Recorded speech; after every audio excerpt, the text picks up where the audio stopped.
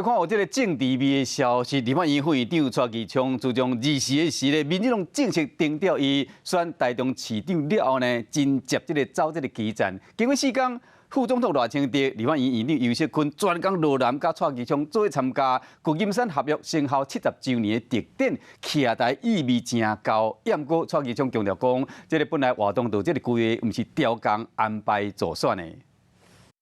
副总统赖清德和立法院副院长蔡其昌两个人做伙来到台中武峰看展览，因不时轻声细说，敢是当地咧讨论你的选举？没有啦，这个我的日常啊，今天是旧金山合约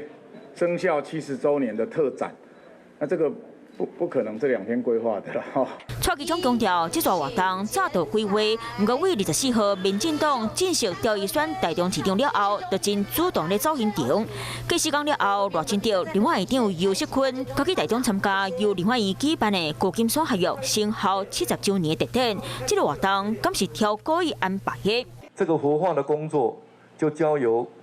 蔡其昌副院长来负责，包括我们今天举办展览的。 台湾非常重要的民主教育的现场。赖清德伫咧台顶一直呵罗蔡其昌，表达支持蔡其昌活化武峰信义会园区，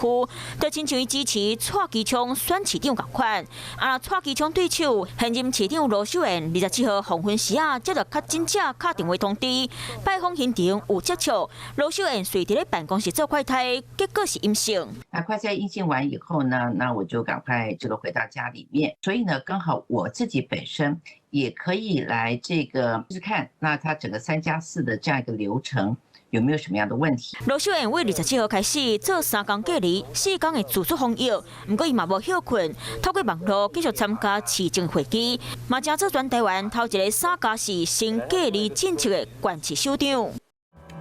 生生不息，宏观视野，我是申宏。想要看体育新闻，就要赶快看华视新闻，赶快按赞、分享、开启小铃铛哦。